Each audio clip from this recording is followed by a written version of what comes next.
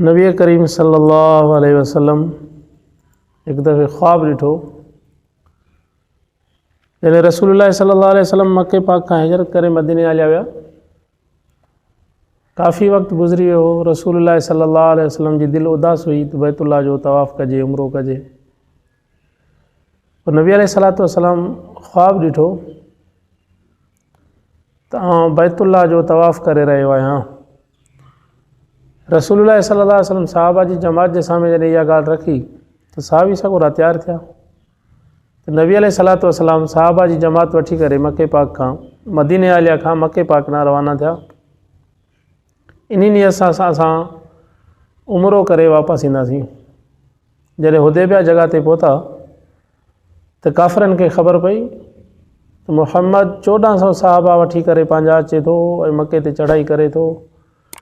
जेकॾहिं मुहम्मद ऐं पंहिंजे सहाबा सां गॾिजी करे ईअं उमरो करे विया, पोइ त असांजी जेका सो वॾेरा आहे असांजो शाही ख़ानदानी त मिटी में मिलाइजी वेंदी, जंहिंखे असां हिजरत करे मदीने पाक ॾे रवानो कयोसीं, मके अलिया खां कढी छॾियोसीं।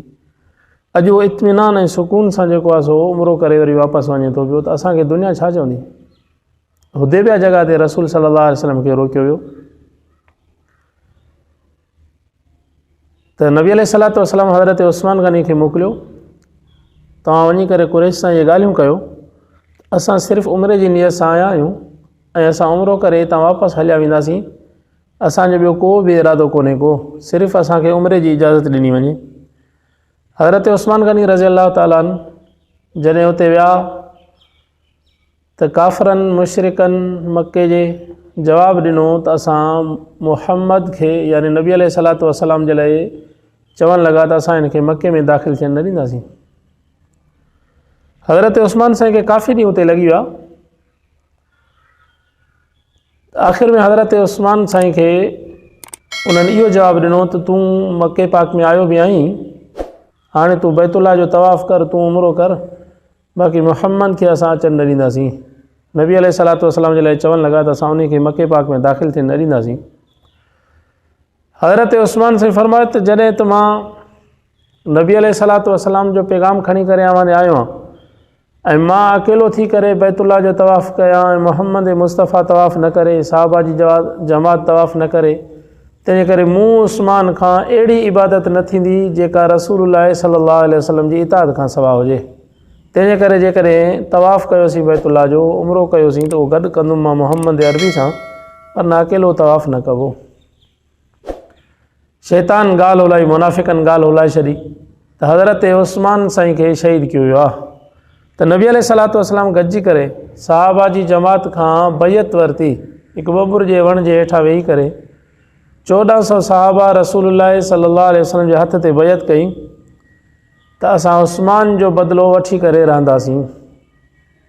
हालांकि हज़रत उस्मान साईं जी शहादत जी ॻाल्हि जेका उते हुली उहा कूड़ी। 1400 सहाबा रसूलुल्लाह सल्लल्लाहु अलैहि वसल्लम जे हथ ते बैयत कई त असां ज़रूरु मके जे मुशरिकनि खां, मके जे काफ़िरनि खां हज़रत उस्मान साईं जो बदिलो ज़रूरु वठंदासीं। कुझु वक़्त खां बाद में जल्दी ख़बर पई त हज़रत उस्मान साईं अञा ज़िंदा आहिनि ऐं उनखे शहीद न कयो वियो आहे, ऐं इहा ॻाल्हि जेका आहे सो कूड़ी आहे। मके खां नबी अलैहिस्सलातु वस्सलाम ने कुझु काफ़िरनि जे तरफ़ खां नुमाइंदा थी करे आया पे त असां वञी करे जेको आहे सो मुहम्मद सां ॻाल्हायूं तां त मुहम्मद मके जे अंदरि दाख़िल न थिए, लेकिन ॻाल्हियूं तय थी न सघियूं। आख़िर में सहल बिन अमर खे मोकिलियऊं काफ़िरनि जे तरफ़ खां त तूं ॻाल्हाइण जो बि सुठो आहीं, ॻाल्हाइण जो तजुर्बेकार बि आहीं, तोखे जेको आहे सो हीला बहाना करण बि ईंदा आहिनि, तूं वञी करे नबी अलैहिस्सलातु वस्सलाम जे लाइ चयूं त उन सां इहा ॻाल्हि तय कर त तव्हां मके पाक जे अंदरि हिन साल दाख़िल न थींदो। जॾहिं सोहेल खे रसूलुल्लाह सल्लल्लाहु अलैहि वसल्लम ॾिठो, फरमायूं त सोहेल आयो आहे, हाणे आसानी थी पवंदी। उन सोहेल अची करे रसूलुल्लाह सल्लल्लाहु अलैहि वसल्लम सां ॻाल्हियूं कयूं, चई सही तव्हां मके पाक में दाख़िल न थी सघंदव हिन साल, तव्हांखे ॿिए साल असां इजाज़त ॾियूं था पिया, ॿिए साल हाणे तव्हां वापसि वञो, ॿिए साल अचो ऐं तव्हां उमिरो करे 3 ॾींहंनि जे लाइ इजाज़त ॾिनऊं त 3 ॾींहं तव्हां मके पाक जे अंदरि दाख़िल थी करे उमिरो करे सघो था पिया। त नबी अलैहिस्सलातु वस्सलाम फरमायो सही आहे, इहो शर्त रसूलुल्लाह सल्लल्लाहु अलैहि वसल्लम उन्हनि जो क़बूल कयो। ऐं ॿियो हिकिड़ो कड़ो शर्त कयो उन्हनि त जेकॾहिं काफ़रनि मां को तव्हां ॾे मुस्लमान थी करे अचे थो त तव्हां असांखे मोटाए ॾींदव, ऐं जेकॾहिं तव्हां मुस्लमाननि जो को असां कुरैश सां अची करे गॾिजे थो पियो त असां न मोटाए ॾींदासीं। नबी अलैहिस्सलातु वस्सलाम फरमायो सही आहे, इहो शर्त बि लिखियो वियो। ऐं इहे शराइत ऐं आदनामो लिखण वारो हज़रत अली मुर्तज़ा रज़ी अल्लाह ताला अन्हु हुयो। त हज़रत अली मुर्तज़ा रज़ी अल्लाह ताला अन्हु जॾहिं लिखियो त हीउ जेको सुलोनामो थिए पियो मोहम्मद रसूलुल्लाह सल्लल्लाहु अलैहि वसल्लम तरफ़ खां कुरैशनि सां, त इन सहल बिन उमिर सुहेल यसाल एतिराज़ु कयो, चई साईं असां तव्हांखे रसूल मञो ई नथा पिया, तव्हां मोहम्मद रसूलुल्लाह न लिखो बल्कि मोहम्मद बिन अब्दुल्लाह लिखो। त नबी अलैहिस्सलातु वस्सलाम फरमाया हज़रत अली मुर्तज़ा खे, ठीकु आहे इहो रसूलुल्लाह ड्राए करे मोहम्मद बिन अब्दुल्लाह लिखी छॾ। हज़रत अली मुर्तज़ा जवाबु ॾिनो, चईं मां तव्हांखे अलाह जो रसूल मञा थो पियो, मां अली अलाह जो रसूल अव्हांखे मञा थो, हाणे कीअं मां अव्हांजो रसूलुल्लाह वारो लफ़्ज़ जेको आहे सो ड्राईंदुमि, मूंखां न थींदो। त नबी अलैहिस्सलातु वस्सलाम पंहिंजे हथनि सां उहो ड्राथो, फरमाद लिख मोहम्मद बिन अब्दुल्लाह। एतिरे में ईअं थियो जो सुहेल बिन अमर जो पुटु जेको हुयो अबू जुंदुल, उहो बि मुस्लमान हुयो, पर उनखे घर में ज़ंजीरनि सां जकड़े करे ॿधे छॾियो हुयऊं। कंहिं नमूने सां उनखे ख़बर पहुती त मके पाक खां ॿाहिरि 17-18 किलोमीटर हुते पिया मक़ाम ते नबी अलैहिस्सलातु वस्सलाम पंहिंजे साहबा सां गॾिजी करे आया आहिनि, त उतां छॾाए करे भॼी आयो, अची करे नबी अलैहिस्सलातु वस्सलाम सां मिलियो। त नबी अलैहिस्सलातु वस्सलाम खे सुहेल चयो त असांखे अबू जुंदुल मोटाए ॾियो, असांजो शर्त कयो आहे जेकॾहिं को मुस्लमान थी करे ईंदो त पोइ तव्हां असांखे मोटाए ॾींदव, तंहिंजे करे अबू जुंदुल तव्हां वटि आयो आहे, मोटाए ॾियो असांखे। नबी अलैहिस्सलातु वस्सलाम घणो सम्झायो सुहेल खे त अबू जुंदुल खे छॾ, हू मुस्लमान थी करे आयो आहे, चईसीं न असां न छॾींदासीं, या त आहद ई ख़तम, जेकॾहिं आहद करणु चाहियो था सुहेल चयो अबू जुंदुल मोटाए ॾियो। नबी अलैहिस्सलातु वस्सलाम अबू जुंदुल खे चयो तूं मोटी वञो वापसि, पोइ अबू जुंदुल वापसि हलियो वियो। हज़रत फारूक आज़म रज़ी अल्लाह ताला नबी अलैहिस्सलातु वस्सलाम ॾे हली आया, ॾुख ऐं ग़म में हिकिड़ो मुस्लमान थियो आहे, असां उनखे वरी काफ़रनि जे हवाले कयूं था पिया त काफ़र उन सां कहिड़ी हालत कंदा बीहर। नबी अलैहिस्सलातु वस्सलाम जे साम्हूं अची करे अर्ज़ु कयईं, चईं साईं भला तव्हां सचा नबी आहियो? नबी अलैहिस्सलातु वस्सलाम फरमायो सचो आहे।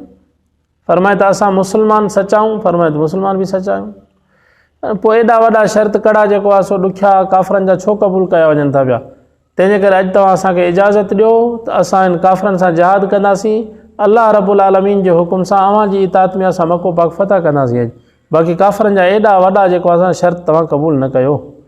नबी अलैहिस्सलातु वस्सलाम फरमाए त मां अल्लाह जो रसूल आहियां, मां अल्लाह जे चाहत जे मुताबिक़ जेके फ़ैसिला हूंदा आहिनि उहे ई फ़ैसिला थियनि था पिया, तंहिंजे करे तूं हिन वक़्त जे अंदरि कोई बि मुंहिंजे फ़ैसिले ते एतिराज़ु नथो करे सघे।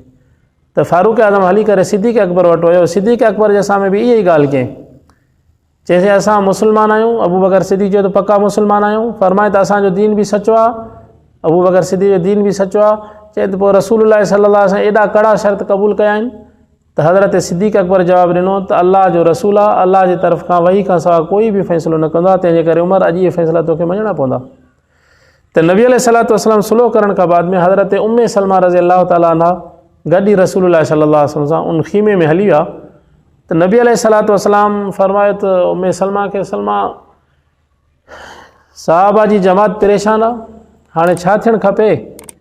हज़रत उम्मे सलमा रसूलुल्लाह सल्लल्लाहु अलैहि वसल्लम खे मशवरो ॾिनो, चईं अव्हां ख़ीमे खां निकिरो ऐं तव्हां एराम लाहियो, तव्हां पंहिंजी जेको आहे सो क़ुर्बानी कयो। जॾहिं तव्हांखे साहबा जी जमात ॾिसंदी, अव्हां एराम खोलियो आहे, पंहिंजी क़ुर्बानी कई आहे, त सभु तव्हांजी इताअत में जेको आहे न, केॾो बि उन्हनि खे ग़म हुजे, केॾो बि फ़िक्रु हुजे, पर अव्हांजी इताअत ज़रूरु कंदा। त नबी अलैहिस्सलातु वस्सलाम हज़रत उम्मे सलमा रज़ी अल्लाह ताला अन्हा जो मशवरो वठी करे ॿाहिरि निकिता, क़ुर्बानी कयूं ऐं एराम खोलियो। त पोइ सभिनि साहबा जेका आहे सो क़ुर्बानी कई ऐं एराम बि जेको आहे सो खोलियूं। त रसूलुल्लाह सल्लल्लाहु अलैहि वसल्लम जी इताअत कई साहबा जी जमात। तंहिंजे करे नबी अलैहिस्सलातु वस्सलाम जा हुकुम जेके आहिनि उहे तव्हां असांजे लाइ वाजिबुल इताअत आहिनि, तव्हां असांजे मथां लाज़िमात, तव्हां ऐं असां रसूलुल्लाह सल्लल्लाहु अलैहि वसल्लम जी इताअत में जेका न 24 कलाक ज़िंदगी गुज़ारियूं। जेकॾहिं तव्हां असां नबी अलैहिस्सलातु वस्सलाम जी सुन्नत जी ताबेदारी न कईसीं, रसूलुल्लाह सल्लल्लाहु अलैहि वसल्लम जी इताअत न कईसीं, त ज़ाहिर आहे तव्हां असांजी ज़िंदगी ई बेकार थी वेंदी। तव्हां असां इमाम कंहिंजे गॾु निमाज़ पढ़ंदा आहियूं, तव्हां असांजो इमाम जेकॾहिं तकबीर तारीम हाणे थो, तव्हां असां बि तकबीर तारीम हणंदा आहियूं। इमाम जेकॾहिं रुकू बि करे थो तव्हां सां बि रुकू कयूं था, इमाम सजदो करे थो तव्हां सां बि सजदो कयूं था। कॾहिं बि इहे न थींदो त तव्हां असांजो इमाम जेको आहे सो रुकू में वञे, तव्हां असां क़याम खां डायरेक्ट जेको आहे सो सजदे में हलिया वञो, त तव्हां असांजी निमाज़ ई न थींदी। त अहिड़ी तरह सां 24 कलाक जेका तव्हां असांजी ज़िंदगी गुज़रे थी, तव्हां असांजी ज़िंदगी रसूलुल्लाह सल्लल्लाहु अलैहि वसल्लम इमामत में गुज़रे, नबी अलैहिस्सलातु वस्सलाम जी सुन्नत में गुज़रे, त पोइ यकीनन तव्हां असां दुनिया या आख़िरत जी कामयाबी हासिलु करे सघंदासीं। इंसान जॾहिं को न को शादी कंदो आहे, शादी करण जे टाइम ते तव्हां असांजा जेके घर भाती आहिनि कुंवार खे सिंगारींदा आहिनि, कुंवार खे सिंगारींदा आहिनि, नक कन चप हथ पेर उनजा सिंगारींदा आहिनि। इहो इन जे करे त पंहिंजे घोट खे, पंहिंजे थींदड़ मुड़ुस खे हर उज़वो जेको आहे सो हिन जो सिंगारियल हुजे ऐं उहो वणी वञे। त अहिड़े नमूने सां जॾहिं तव्हां असां रसूलुल्लाह सल्लल्लाहु अलैहि वसल्लम जी सुन्नत सां पंहिंजे हर उज़वे खे सिंगारींदासीं, त यकीनन तव्हां असां रसूलुल्लाह सल्लल्लाहु अलैहि वसल्लम खे वणंदासीं। जॾहिं नबी अलैहिस्सलातु वस्सलाम खे तव्हां असां वणंदासीं, त नबी अलैहिस्सलातु वस्सलाम जी सुन्नत जे मुताबिक़ जॾहिं ज़िंदगी गुज़ारींदासीं, त पोइ तव्हां असां दुनिया या आख़िरत जी कामयाबी थींदी। हालांकि रसूलुल्लाह सल्लल्लाहु अलैहि वसल्लम जी सुन्नत में अल्लाह तबारक व तआला सुकून रखियो आहे, इत्मीनान रखियो आहे। हज़रत हुज़ैफ़ा बिन यमान ईरान ॾे वियो, जॾहिं ईरान वियो त ईरान उन टाइम ते फ़तह थी चुको हुयो। उन्हनि ईराननि जे वॾे वॾे सरदारनि ऐं वॾेरनि जे जेको आहे सो दावतनामो रखियो वियो।